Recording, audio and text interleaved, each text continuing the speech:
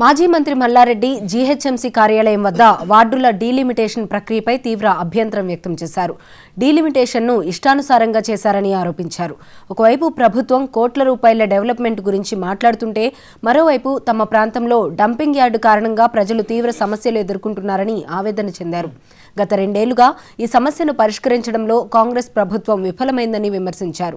ప్రజలు సమస్యలతో చచ్చిపోతున్నా మేయర్ గాని డిప్యూటీ మేయర్ గాని పట్టించుకోవడం లేదని మండిపడ్డారు.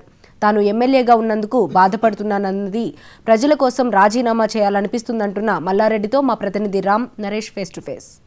జీహెచ్ఎంసీకి సంబంధించి డీలిమిటేషన్ పై అభ్యంతరాలు వ్యక్తమవుతున్న పరిస్థితి ఉంది. దీనికి సంబంధించి మల్కజ్గిరి నియోజకవర్గానికి సంబంధించి పెద్ద ఎత్తున ప్రజలకు సంబంధించిన సమస్యలు ఉన్నాయి. వాటిని పరిష్కరించడంలో ప్రభుత్వం విఫలమైందంటున్నారు. దీనికి సంబంధించి అంటే మీ నియోజకవర్గానికి సంబంధించి ప్రధానంగా చాలా సమస్యలు ఉన్నాయి. వాటిని ఏమన్నా లేవనెత్తారు? దానికోసం ఇప్పుడు మాట్లాడటానికి వచ్చిన ఆ సమస్యలన్నీ పరిష్కారం చేయండి. మాకు స్పెషల్ ఫండ్ కేటాయించండి.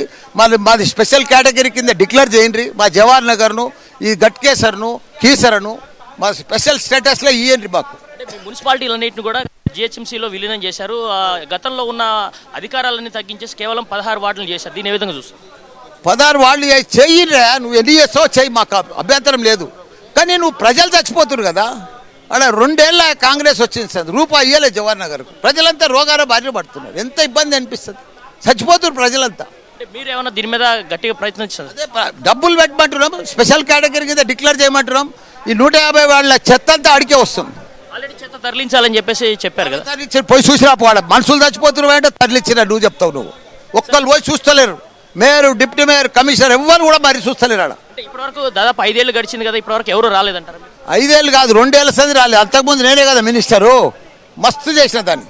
ఇది మొత్తంగా చూసుకుంటే ప్రజల తరపున ప్రజలు ఇబ్బంది పడుతున్నారు. మేడ్చల్ నియోజకవర్గానికి సంబంధించేసి జవహర్ నగర్లో ప్రధానంగా గుట్ట ఏదైతే డంపింగ్ యార్డు ఉందో ఆ డంపింగ్ యార్డుకి సంబంధించిన సమస్యను లేవనెత్తేందుకు ఇక్కడికి వచ్చామని చెప్పేసి గతంలో ఎప్పుడు కూడా ఇలాంటి పరిస్థితి లేదు. కానీ ఈసారి 2 ఏళ్ల నుంచే ఈ పరిస్థితి ఉంది.